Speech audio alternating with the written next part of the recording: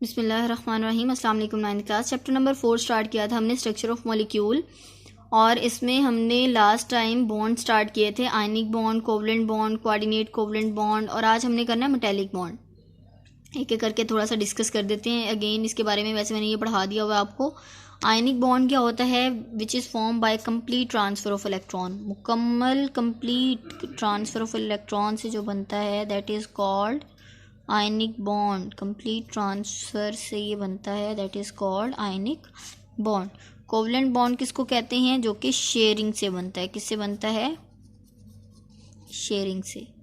और coordinate covalent bond किसको कहते हैं? जिसमें शेयरिंग तो होती है लेकिन शेयरिंग में दोनों एटम्स पार्टिसिपेट नहीं करते बल्कि सिर्फ और सिर्फ एक एटम पार्टिसिपेट करता है।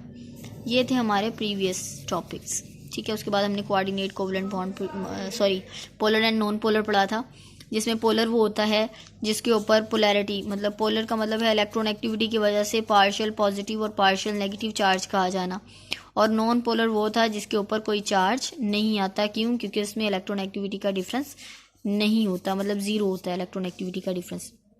आज हमने करना है मेटेलिक बॉन्ड। मेटेलिक बॉन्ड किसको कहते हैं? मेटल्स, नाम से जाहिर है मेटल्स आपने पहले भी पढ़ा हुआ है। मेटल्स क्या होते हैं? मेटल्स के पास ये टेंडेंसी होती है कि मेटल्स इजीली इलेक्ट्रॉन को क्या कर सकें, अपनी have the tendency to lose electron.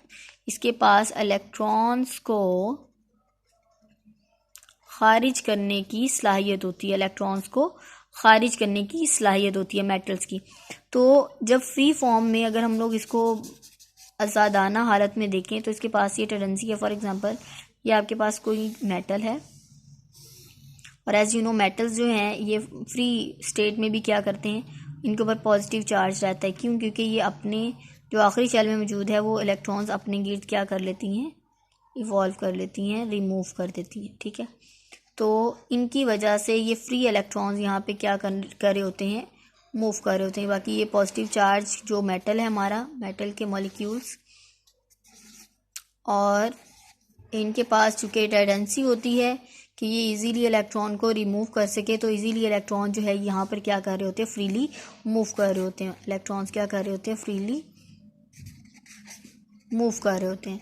तो due to these free electrons, इन फ्री इलेक्ट्रॉन्स की वजह से, बिकॉज इसके ऊपर पॉजिटिव चार्ज आ गया, ज़ाहिर बात है जब पॉजिटिव चार्ज आ गया तो पॉजिटिव चार्ज की हमेशा कोशिश होती है कि वो नेगेटिव वाले के साथ क्या कर ले, बॉन्ड बना ले।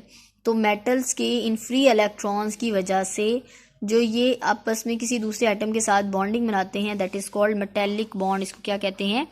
Metallic bond. A bond form between metal items due to mobile और फ्री इलेक्ट्रॉन। मोबाइल का मतलब होता है मुतहर्रिक या फ्री इलेक्ट्रॉन्स की वजह से जो बॉन्डिंग होती है मेटल्स के दरमियान that is called metallic bond. इसको क्या कहते हैं? Metallic bond. बाकी इसकी प्रॉपर्टीज़ के बारे में लिखा हुआ है कि इसकी क्या क्या प्रॉपर्टीज़ होती हैं। नंबर 1 के ये कि इसकी मेल्टिंग और बॉइलिंग पॉइंट क्या होते हैं, हाई होते हैं। मेल्टिंग और बॉइलिंग पॉइंट क्या होते हैं इनके, बहुत ज़्यादा हाई होते हैं। और फ्री इलेक्ट्रॉन्स की वजह से ही ये क्या होते हैं, good conductor of electricity and heat. Because देखिए ना, आप यहाँ से इसको हीट प्रोवाइड करें या इलेक्ट्रिसिटी प्रोवाइड करें तो ये फ्री इलेक्ट्रॉन्स जो हैं ये बेसिकली क्या काम करते हैं, इनकी मूवमेंट का काम करते हैं कि जो हीट है या इलेक्ट्रिसिटी है वो एक पॉइंट से दूसरे पॉइंट तक मूव कर सके, ठीक है। उसके बाद ये good conductor of heat and electricity होते हैं। इसके अलावा ये हार्ड होते हैं। क्या होते हैं? हार्ड।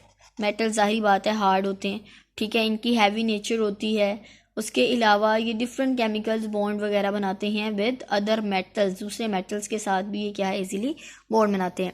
बाकी इसमें यही लिखा हुआ है कि इसकी आयनाइजेशन एनर्जी क्या होती है, बहुत ज़्यादा कम होती है। आयनाइजेशन एनर्जी आपको पता है, आयनाइजेशन एनर्जी मैं पूरा लिख देती हूँ।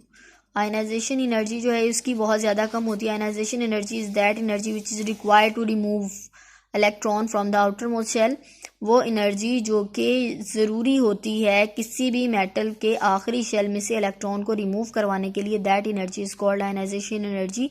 तो जिसकी एनर्जी जितनी कम होगी उतना ही वो इजीली इलेक्ट्रॉन को क्या कर सकता है, रिमूव करवा सकता है। इलेक्ट्रॉन को क्या कर सकता है, रिमूव करवा सकता है।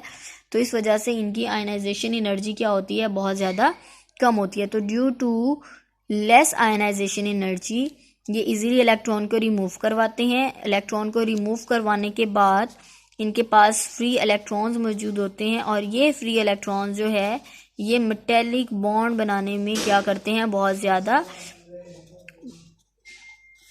यूजफुल साबित होते हैं। ठीक है, तो ये आपने अच्छे तरीके से करना है कि मेटेलिक बॉन्ड क्या होता है, a bond form between metals atom due to mobile और फ्री इलेक्ट्रॉन्स।